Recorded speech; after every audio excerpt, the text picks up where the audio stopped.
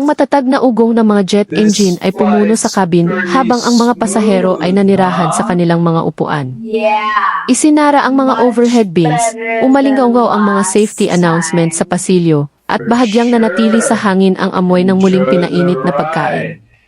Isa lang itong ordinaryong lipad, ang uri na halos hindi na naaalala ng karamihan sa mga manlalakbay kapag nakalapag na sila. Sa gitnang hanay, tahimik na nagbuckle ng seatbelt ang isang lalaki na naka-plain jacket at simpleng baseball cap. Walang entourage, walang kamera, walang AA treatment, isa lang na mukha sa karamihan. Sa iba pang pasahero, mukha siyang ordinaryong manlalakbay na mas pinili ang economy kaysa sa karangyaan ng business class. Kakaunti, kung mayroon man, ang nakakilala na ang mapagpakumbabang nakaupo roon ay walang iba kundi si Manny Pacquiao, world champion boxer at pambansang bayani. Habang naglalakad ang crew sa mga pasilyo, sinusuri ang seatbelts at nagbibigay ng magalang na instructions, isang flight attendant ay tumigil sa hanay ni Manny. Mas matagal siyang tumingin kaysa sa kailangan. Pagkatapos, may bahagyang smirk sa labi, lumapit siya sa kanyang kasamahan at bumulong ng sapat na marinig ng mga malapit na pasahero. Mukhang may mali sa section niya. Baka hindi na niya afford ang business class ngayon. Isang mahinang tawa ang lumabas sa kanyang labi. Pinigilan ng kasamahan ang tawa. Ilang pasahero sa malapit ang tumingin kay Manny at ngumiti ng may alam na para bang nakakatuwa rin sa kanila ang sinabi. Hindi sumagot si Manny. Nanatiling nakababa ang mga mata niya, nakahawak ng mahinahon ang mga kamay sa kandungan. Hindi siya tumingin ng masama, hindi kumunot ang noo, walang bahid man ng inis. Sa isang casual na tagamasid, parang hindi niya narinig ang sinabi, pero may nakarinig nito. Isang middle-aged na lalaki sa kabilang pasilyo ay nagtaas ng kilay, na para bang nagtataka kung bakit ganoon ka-unprofessional ang flight attendant. Dalawang teenager sa likod ni Manny ay nagtawanan ng mahina, nagkakasiko. At gayon pa man, nanatiling walang galaw si Manny, tahimik ang presensya, mapagpakumbaba ang ugali. Ang flight attendant, lalong naglakas loob dahil sa katahimikan niya, nagpatuloy sa kanyang trabaho, paminsan-minsang tumitingin pabalik ng may parehong dismissive na ngiti. Sa kanya, isa lang siyang ordinaryong pasahero, baka hindi talaga bagay doon. Kay Manny, background noise lang iyon. Pero sa mga nakapansin, nag-umpisa itong magdulot ng banayad na pagka-curious. Bakit pinagtitripan ang lalaking ito? At bakit walang sinasabi bilang tugon? Hindi nila alam ang katotohanan kung sino talaga siya at kung ano ang gagawin niya ay magpapatahimik sa buong eroplano. Nakaranas ka na ba ng disrespect sa publiko pero nanatili kang kalmado? I-share sa comments at huwag kalimutang mag-subscribe. Umakyat ng maayos ang eroplano sa mga ulap. Na-off ang seatbelt signs at inilabas ng attendants ang carts para sa drinks at snacks. Nag-adjust ang mga pasahero ng trays, nag-scroll sa phones o tumitig sa labas ng bintana. Sa karamihan, routine flight lang ito, pero kay Manny Pacquiao, may bigat ang kapaligiran. Ang parehong attendant na bumulong kanina ay tumigil ulit sa hanay niya. May pilit na ngiti, tinanong niya. Sir, sigurado po kayo na dito ang upuan ninyo? Para sa economy passengers lang po ang mga row na ito. Hindi tunay na concern ang tono niya. Panunuya ito, puno ng sarcasm. Nagising ang interes ng mga pasahero sa paligid, sabik na makita kung paano sasagot ang tahimik na lalaki. Tumingin ng maikli si Manny, tumango at mahinang sumagot. Opo, ma'am. Dito po ang upuan ko. Muling lumipad ang ngiti niya habang nagsusulat sa notepad, bumulong sa sarili. Kakaibang choice para sa katulad niya. Umalis siya na umuuga ang ulo. Nagtawanan ang ilang pasahero. May bumulong sa isa. Baka sinusubukan niyang magmukhang normal, pero mukha talagang out of place. Nanatiling nakaupo si Manny, nakalagay ang mga kamay, hindi nagbabago ang kalmadong ekspresyon. Narinig niya ang bawat salita. Pero ang katahimikan niya ay lalong nagdagdag sa tensyon.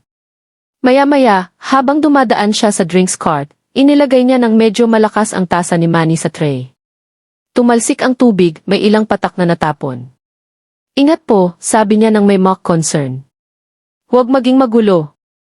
Nag-smirk ulit ang ilang pasahero. May bumulong sa kabilang pasilyo. Talagang binibigyan niya ng todo ha? Sumagot ang isa. Pero mukhang hindi naman naapektuhan. Maingat na kinuha ni Manny ang tasa at sinabi. Salamat po. Sa parehong kalmado at magalang na tono. Nagsimulang magtaka ang ilang tao sa katahimikan niya.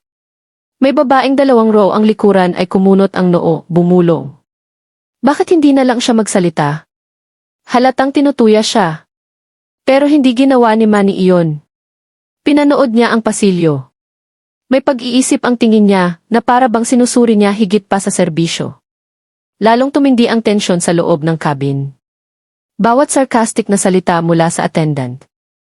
Bawat mahinang tawa mula sa mga pasahero ay nagdagdag sa bigat ng sandali. Gayunpaman, nanatiling kalmado si Manny, halos mas malakas pa ang katahimikan niya kaysa sa salita. Para bang naghihintay siya, nanonood, hinahayaan lumabas ang kwento ng kusa. Nagsimulang mag-isip ang mga pasahero. Sino ba talaga ang tahimik na lalaking ito? Bakit hindi niya ipinagtatanggol ang sarili? At ano ang mangyayari kapag sa wakas ay nagsalita na siya? Dahan-dahang lumakas ang conflict, parang nakapulupot na spring. Naramdaman ito ng lahat. May malaking pagbabago na malapit nang mangyari. At kapag nangyari na, hindi na makakalimutan ng buong cabin. Nagsimula ang meal service. Nagkakatalab ang trays habang itinutulak ng attendants ang carts sa makitid na pasilyo. Mulitong lumapit ang parehong flight attendant kay Manny, may practice ng ngiti na mukhang tunay sa iba pero hindi sa kanya. Tumigil siya sa row niya, huminga ng malalim at inilagay ng medyo malakas ang tray. Narito po, sir. Chicken o pasta? Huwag po mag-alala. Nakakain pa rin naman ang pagkain sa economy. Puno ng pang-aasar ang tono niya. Tumingin si Manny, sinalubong ang mata niya ng kalmado. Chicken po, salamat. Nagulat siya sandali sa kagandahang loob. Inaasahan niya ang inis o matalim na sagot, pero nanatili siyang magalang kahit mabait. Inilagay niya ang tray sa harap at mabilis na umalis.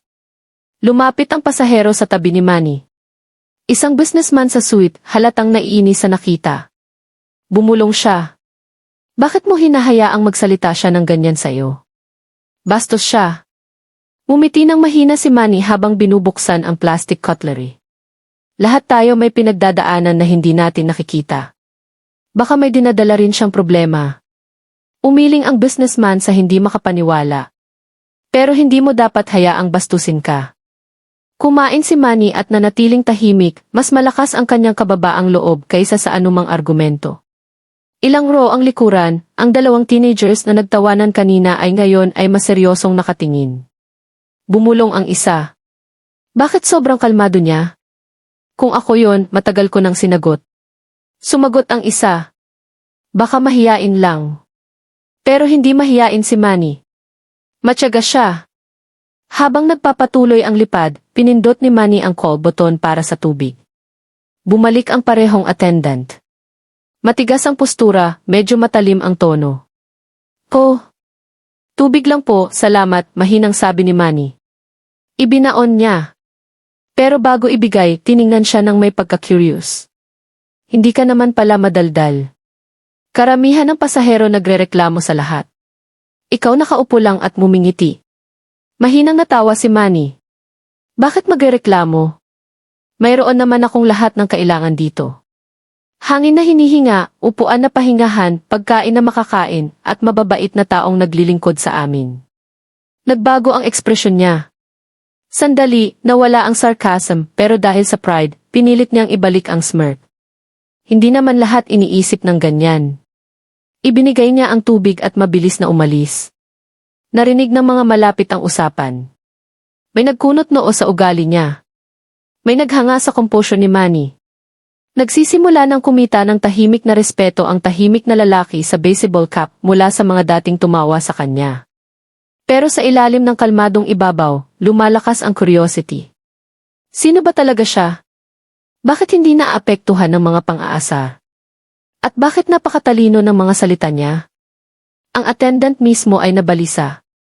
Ilang beses siyang tumingin pabalik, ang smirk ay nagiging pagkalito. Hindi siya reaksyon ng gaya ng inaasahan niya. Sa halip na galit, pasasalamat ang tugon. Sa halip na sama ng loob, kabutihan ang ibinigay. Lumapit ulit ang businessman sa tabi niya, hindi na makapagpigil. Kailangan kong tanungin, sino ka talaga? Umiti si Manny, mabait pero misteryoso ang mata. Isang taong naniniwala na mas makapangyarihan ang respeto kaysa sa pride. Maingat na tinitigan siya ng businessman, nagsisimula ng maghinala. Ang mga teenager sa likod ay bumulong ulit, ngayon ay hindi na pang-aasar, kundi curious. Hindi siya kumikilos na ordinaryong pasahero. May kakaiba sa kanya. Patuloy na maayos ang lipad, pero nanatili ang tensyon. Ang mga salita ni Manny ay nagtanim ng binhi, hindi lang sa isipan ng mga pasahero, kundi pati sa puso ng flight attendant na nang-asar sa kanya. Sa unang pagkakataon, mukha siyang hindi sigurado sa sarili. At malapit na, ang katotohanan tungkol sa tahimik na lalaki sa row 18 ay magbabago ng lahat. Ano ang gagawin mo kung may nanuya sa iyo sa publiko? Manatiling kalmado tulad ni Manny o ipagtanggol agad ang sarili? Sabihin mo sa comments.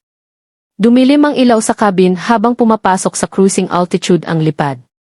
May natulog, may nag-scroll sa phones, pero isang sulok ng eroplano ay nanatiling may mahinang bulungan.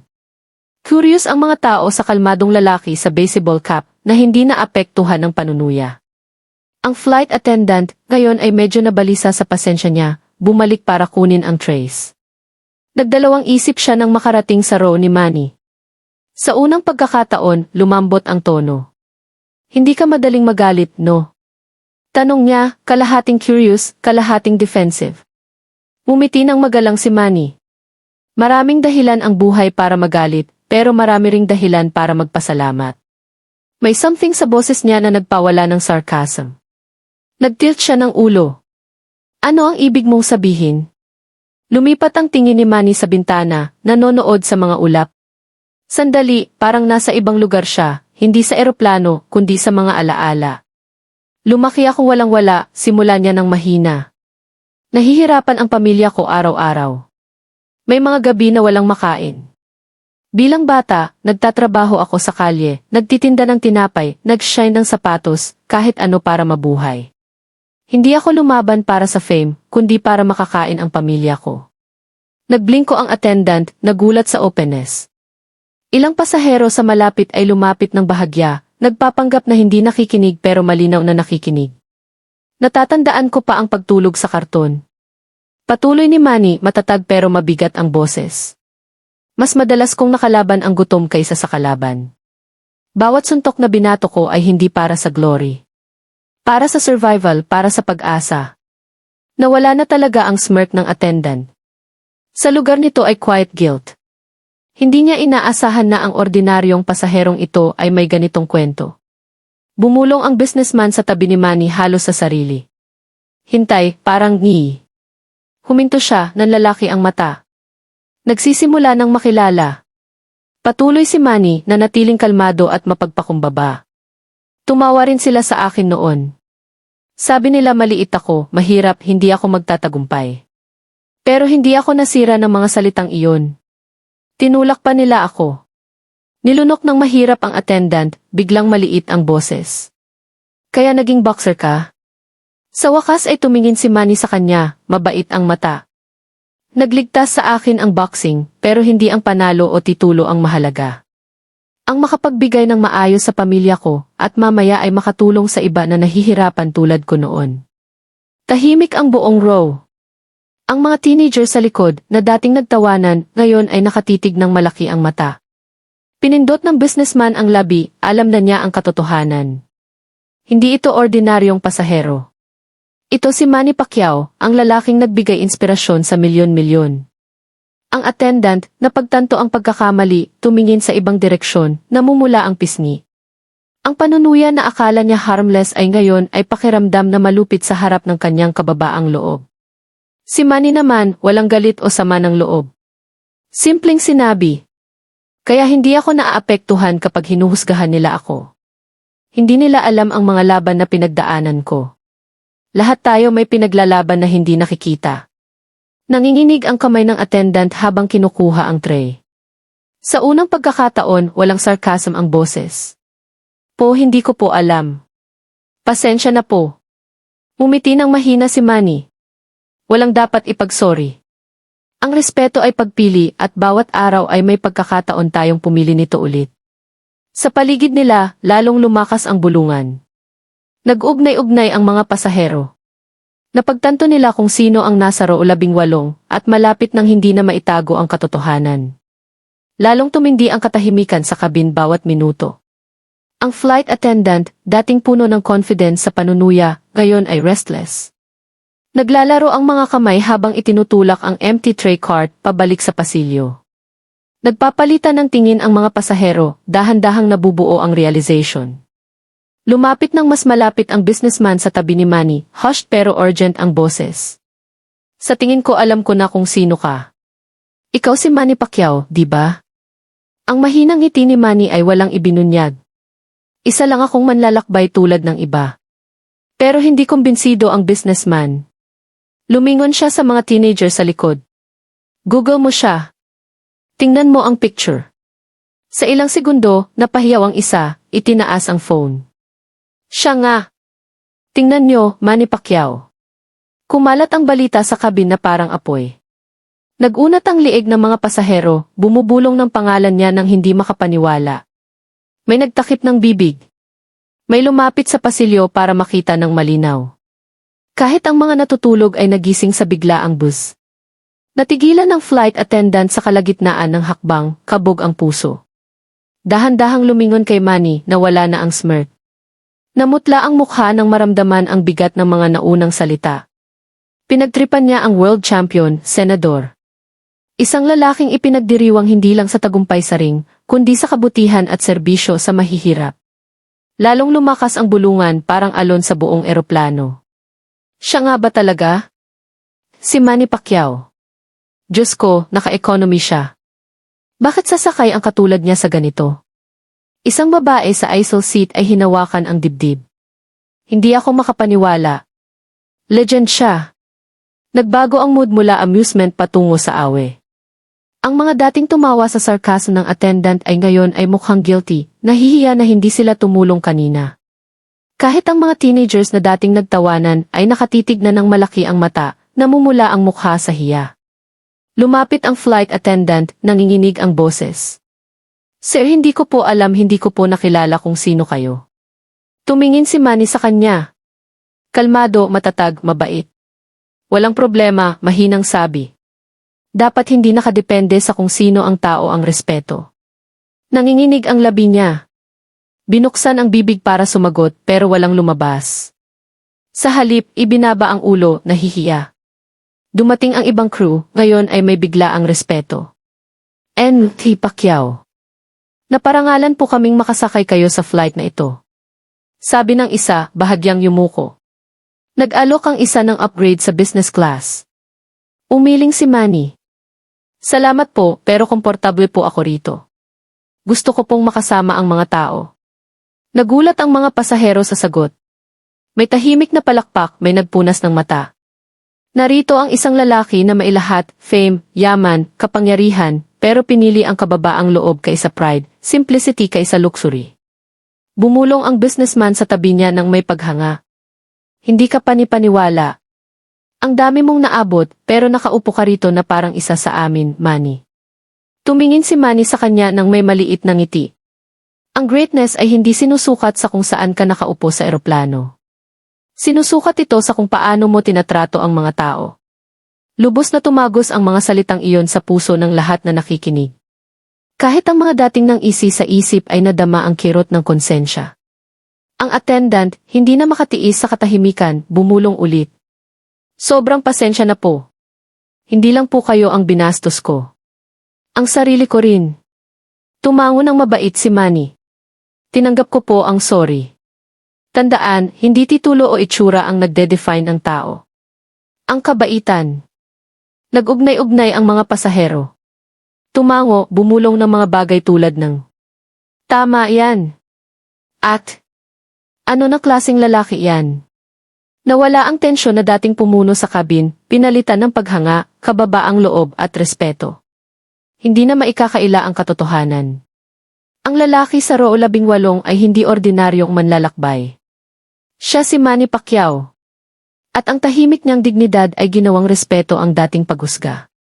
Ang mga bulungan sa kabin ay naging quiet storm ng paghanga. Si Manny Pacquiao, ang dating tinuya bilang ordinaryong pasahero, ay nahayag kung sino talaga.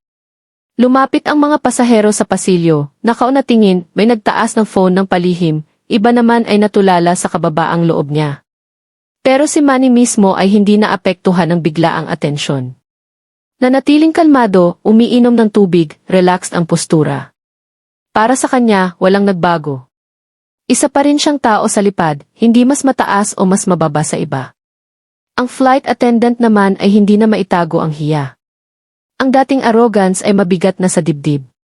Dahan-dahang lumapit, halos nag-aalangan, hawak ang gilid ng food cart na parang lifeline. Ms. Pacquiao, bumulong siya, nanginginig ang boses. Pakikalipat po sana kayo sa business class. Ito po ang pinakamaliit na maitutulong ko. Lahat ng mata ay nakatutok kay Manny. Naghihintay sila na tanggapin niya para makuha na ang respeto na nararapat. Pero ngumiti siyang mahina at umiling. Salamat po, pero ayos lang po ako rito. Mas gusto ko pong makasama ang mga tao. Naglipa na ang bulungan sa mga row. Nagpalitan ng tingin ang mga pasahero nang hindi makapaniwala. Sino sa posisyon niya ang tatanggi sa ginhawa at status? Pero ang mga salita niya ay may bigat at invisible na lakas na nagpatahimik sa buong cabin. Namuo ang luha sa mata ng attendant. Hindi po ako karapat-dapat sa kabaitan ninyo. Binastos ko po kayo pero pasensya ang ibinigay ninyo. Nahihiya po ako. Lalong lumambot ang ekspresyon ni Manny. Huwag pong mahiya. Lahat tayo nagkakamali. Ang mahalaga ay matuto tayo rito. Tumango ang businessman sa tabi na antig. Iyan ang tunay na lakas. Bumulong niya. Nagsimulang magpalakpak ng mahina ang mga pasahero. May isang babae na nagsabi ng malakas. Kaya siya tunay na champion, hindi lang sa ring kundi sa buhay. Hinawakan ng attendant ang dibdib, pinipigilan ang luha. Nagbigay kayo ng aral sa akin ngayon, sir. Hinusgahan ko po kayo sa upuan at itsura. Mali po ako. Dapat po respeto sa lahat, kahit sino pa sila. Tumango si Manny. Eksakto. Mayaman man o mahirap, sikat man o hindi kilala, lahat tayo nararapat sa kabaitan. Walang mas mataas o mas mababa sa respeto. Bumuhos na ang luha at ibinaba ang ulo. Sobrang pasensya na po. Talaga. Inilagay ni Manny ang mahinang kamay sa balikat niya, ibinigay ang parehong grace mula simula. Tinanggap ko po. Tandaan, bawat araw ay bagong pagkakataon para maging mabait. Simulan ulit bukas at gawing iba. Puno na ng palakpak ang cabin, mas malakas ngayon. Kahit ang mga teenagers na dating nagtawanan ay sumali ng may tunay na paghanga. Nagpunas ng palihim ang businessman at ang mga pasahero sa buong rows ay tumingin kay Manny ng may bagong respeto, na-inspire sa aral na hindi nila inaasahang matutunan sa ordinaryong lipad. Lubos nang nagbago ang atmosphere. Kung saan dating puno ng husga at pang-aasar, ngayon ay kababaang loob, awa at pagkakaisa. Ang flight attendant, dating pinagmula ng pang-aasar, ngayon ay nakatayo ng mapagpakumbaba at nagbago, nagpapasalamat sa aral na ibinigay hindi sa galit, kundi sa pasensya at dignidad. At si Manny Pacquiao, nang walang itaas ang boses, nang walang humingi ng respeto, ay nagpaalala sa lahat ng walang hanggang katotohanan. Ang greatness ay hindi tungkol sa titulo, ito ay tungkol sa karakter. Muling naging tahimik ang cabin, pero ngayon, hindi na mabigat na katahimikan ng husga. Ito ay payapang katahimikan ng pagmumuni-muni. Lahat ay nakaupo ng medyo tuwid, medyo mas maingat. May nagpunas ng mata, may yumuko sa pag-iisip. Ang flight attendant ay nanatiling nakatayo sa harap ni Manny, luha pa rin sa pilik mata. Nagsimula siya sa flight na may arrogance, nanuya sa lalaking akala niya ordinaryo. Pero ngayon ay mapagpakumbaba siya sa harap ng living legend na pinili ang kabaitan kaysa retaliation. Hindi ko po makakalimutan ito. Bumulong siya, bitak ang boses. Pwede niyo po akong ipahiya sa harap ng lahat. Pero itinuro niyo sa akin ang aral na dadalhin ko habang buhay. Umiling ng mahina si Manny. Hindi tungkol sa pagpapahiya. Ang buhay ay hindi kompetisyon kung sino ang mananalo sa argumento o magpapatunay na tama. Ito ay tungkol sa pag-angat sa mga tao, kahit sila ay madapa. Doon natatagpuan ang tunay na tagumpay. Lumapit ang businessman sa pasilyo, choked with emotion ang boses. Binago niyo ang pananaw ko sa mga tao. Ako rin po ay humusga base sa itsura. Siguro lahat tayo. Tumango si Manny. lahat tayo may punto noon. Pero bawat araw ay pagkakataon para magbago, pumili ng kababaang loob kaysa pride, kabaitan kaysa husga. Nag-umpisa ang riple ng palakpak, lalong lumakas. Maya-maya, ang buong kabin ay nagpapalakpak. Hindi para sa boxing champion, hindi para sa senador, kundi para sa lalaking mas malakas ang karakter kaysa sa anumang titulo. Ang mga teenagers na dating nagtawanan ay nahiyahiyang lumapit, sabi ng isa. Sir, pasensya na po sa pagtawa namin kanina. Nagturo kayo ng mahalagang bagay. Salamat po. Inilagay ni Manny ang kamay sa balikat ng bata. Huwag mag-sorry. Matuto kayo rito. Tratuhin ang lahat ng may respeto.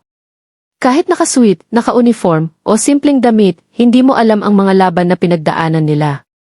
Ang flight attendant, na antig pa rin ang luha, sa wakas ay nagkaroon ng tapang sabihin ang bigat sa puso. Binastos ko po kayo dahil akala ko wala kayong kwenta. Pero ipinakita niyo na kahit wala kayong kwenta, dapat ko pa ring tratuhin ng mabait. Iyon po ang kabiguan ko at gagawin ko ng mas mabuti. Mainit ang ngiti ni Manny. Kung ganoon, may saysay ang araw na ito. Dahil kung mababago mo ang pagtrato sa susunod na makasalubong mo, mas mahalaga iyon kaysa sa anumang titulo na napanalunan ko. Muling sumabog ang palakpak sa eroplano, may tumayo pa sa respeto. Hindi lang para kay Manny. Para sa mensahe na ibinigay niya sa lahat. Ang atmosphere na nagsimula sa sarcasm at pang-aasar ay natapos sa kababaang loob, inspirasyon at pagbabago. Lahat ng pasahero ay aalis sa lipad na ito na may dala higit pa sa bagahe. May dala silang aral na maaaring umabot ng malayo lampas sa dingding ng eroplano. Habang humupa ang palakpak, sumandal si Manny sa upuan, tahimik pa rin na para bang walang ekstraordinaryong nangyari. Pero sa totoo, may ekstraordinaryong Nagbago ang mga puso, nagmulat ang mga mata at naibalik ang dignidad. Bago lumapag, lumapit ulit ang flight attendant sa upuan niya. Matatag na ang boses ngayon. Salamat po, sir, sa pasensya, kabaitan at halimbawa ninyo. Naalala niyo po sa amin na ang respeto ay hindi kinikita sa fame. Ito ay regalo na dapat ibigay sa lahat. Simpleng tumango si Manny. Iyan ang mensahe. Respeto, kababaang loob, kabaitan, huwag husgahan base sa itsura, at laging tandaan, lahat tayo may kwento. Kung naantig ang puso ninyo sa kwentong ito, huwag kalimutang like, share, at mag-subscribe. At sabihin sa comments kung saan kayo nanonood. Mahalaga rin ang kwento ninyo. Dahil ang respeto, kababaang loob, at kabaitan ay mga aral na kailangang marinig muli at muli ng mundo.